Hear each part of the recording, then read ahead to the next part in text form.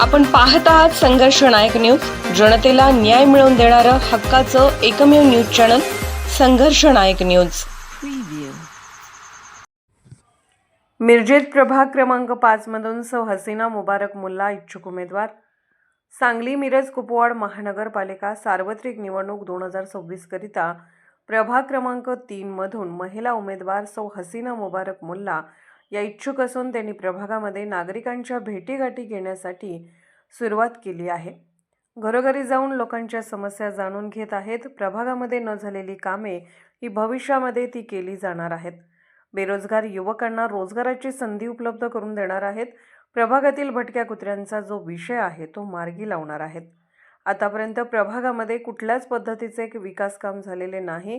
तसेच महिला सबलीकरण, रस्ते, पाणी, गटार, शौचालय या संदर्भामध्ये जे काही नागरिकांच्यासाठी करता येईल ते मी सर्व करेन असे आश्वासन त्यांनी नागरिकांना दिलेले आहे। एक नवखी महिला उमेदवार म्हणून प्रभागामध्ये नागरिकांचा प्रचंड प्रतिसाद त्यांना मिळत आहे। सर्व समाजाला घेऊन त्या विकास कामाचा अजेंडा घेऊन नगरसेवक निवडणुकीकरिता उभे राहिलेले आहेत। प्रचंड मताधिक्याने नागरिकांनी निवडून द्यावे असे त्यांनी नागरिकांना आवाहन केलेले आहे। नमस्कार।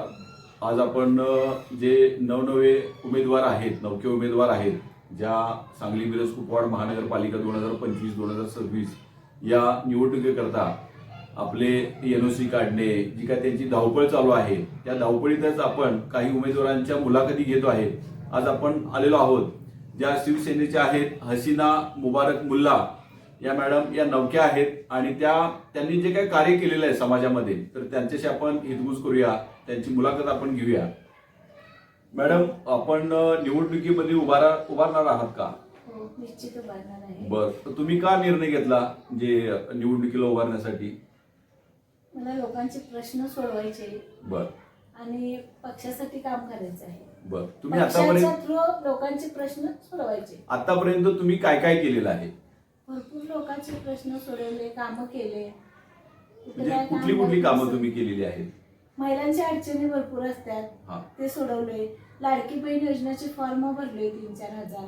म्हणजे सरकारी जे काही योजना शिंदे साहेबांनी आणल्या त्या अंमलात आणल्या। मी 3 वर्ष झालं मी काम करतोय शिंदे गटात शिवसेनेमध्ये। बरं, आता भविष्यामध्ये तुम्ही आता निवडणूक जी लढवणार आहे, तुम्ही काय म्हणजे भविष्यामध्ये काय तुम्ही प्रभागामध्ये सुविधा देणार आहे? पहिला माझा मुद्दा असणार आहे बेरोजगारांना रोजी द्यायचं, त्यांना काम द्यायचं। भरपूर मुलं आपले शिक्षण घेतल्यात, त्यांना नोकऱ्या नाहीत, पोरांना घरात बसून आहेत, त्यांच्यासाठी। आणि दुसरा विषय म्हणजे माझं वार्ड मला अगदी सुशिक्षित करायचं। बरं, त्यासाठी मी लढणार आणि निश्चित लढणार। नाही, अजून तुम्हाला म्हणजे या प्रभागामध्ये काय काय तुम्हाला म्हणजे गोष्टी जाणवतात की आपण ते करायला पाहिजे? काही झालेलं नाही याच्यामध्ये? काय तसं काय इथं काय प्रगती झालीच नाही आहे या वार्डात। बरं, मला आता नवीन काहीतरी करायचं आहे। बरं, म्हणजे प्रगती झाली नाही म्हणजे कुठल्या मुद्द्यावरती, कुठल्या गोष्टीवरती? आता पहिला सांगायचं म्हणजे इथं कुत्रे एवढे आहेत ना, 5 नंबर वार्डात कुत्रे म्हणजे काय एवढं एक सांगायचं काम नाही। मग ते कोण लक्ष देत नाहीत कुठले नगरसेवक काय। मग कसं आहे, रस्त्याचा प्रॉब्लेम, हे ते भरपूर प्रश्न आहेत।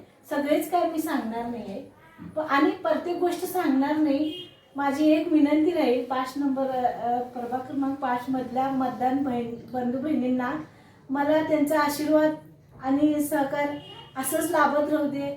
मला त्यांनी निवडून आणू देत, मग मी बोलून नाही तर काम करून दाखवणार। एवढंच बोलते। जय महाराष्ट्र। संघर्ष नायक न्यूज चॅनलला लाईक करा, शेअर करा आणि सबस्क्राईब करा।